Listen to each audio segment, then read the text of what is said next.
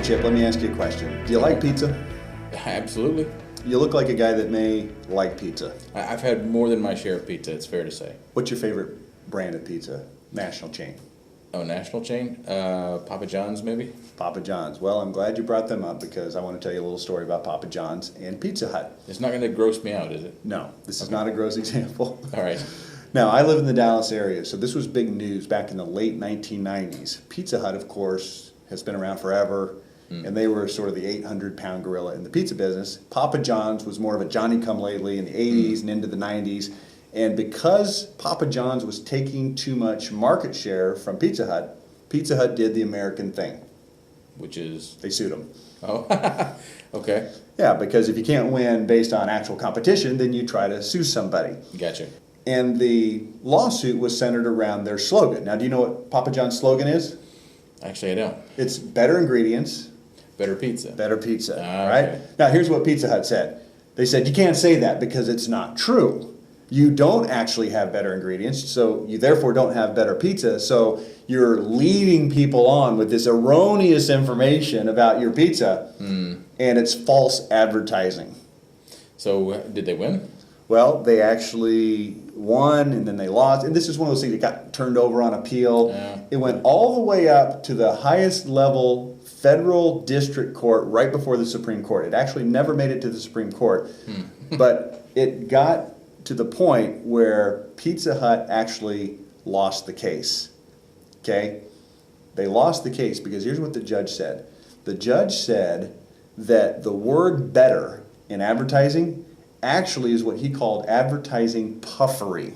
And he cited 70-something national companies that use the word better in their advertising. And he said, because it's puffery, people don't actually literally believe it's true. They understand that it's just making a puffery kind of claim in advertising. So, let me see if I understand this. The U.S. federal court has actually said that in advertising, the word better means nothing. Correct. Because people don't actually believe it.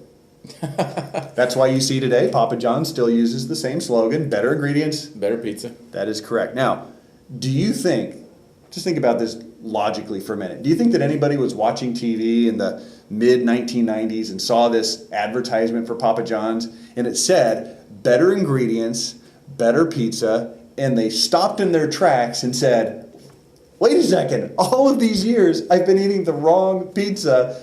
Here it is, finally, better ingredients and therefore better pizza. Do you think that actually happened? I'm sure one person somewhere. Named Chip Reeves. Maybe. Probably not. Now, this is called puffery, according to the judge. I'm going to use a little bit different word. I'm going to use the word platitude. And this is marketing mistake number 2, is what I call the platitude trap. So, it sounds like it's saying things that don't mean anything. Saying things that don't mean anything. We've got better service, higher quality. We've been in business since 1431 BC. That's one of my favorites. Well, what about saying we're the best? Because I've also noticed that everybody tends to say they're the best. Well, according to the judge, be my guest because nobody believes it anyway. Oh, okay. Well, good. Then I'm now the best at everything. Now, if a judge says it's okay to say it because nobody believes it, then it would follow that if we actually said that in our advertising, your advertising, we're the best, we're better, highest quality, been in business since 1431 BC. If people don't actually believe it, that's probably not a good thing. Yeah, and it probably means we shouldn't say that. Now, let me put on the screen the definition of a platitude, okay? Okay. Here's the definition of a platitude. Platitudes are words or phrases that are drearily commonplace and predictable, that lack power to evoke interest through overuse and repetition, that are nevertheless stated as if they were original and significant. It's a platitude. Sounds like exactly the sort of thing I want in my marketing headline. Sort of not. Okay, so again, back to Papa John's, that's what they had in their slogan, better ingredients, better pizza. Now here's what we see all the time in other marketing outside of Papa John's.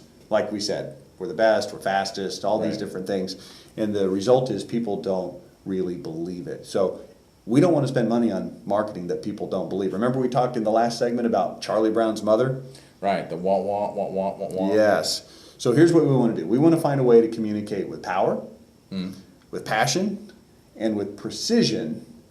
And we've got to overcome this platitude trap by finding ways to speak more powerfully. So that's what we're going to talk about here. So power, passion, precision, no platitudes. Correct. A lot of P's, But no platypus. but no platypus. I'm disappointed.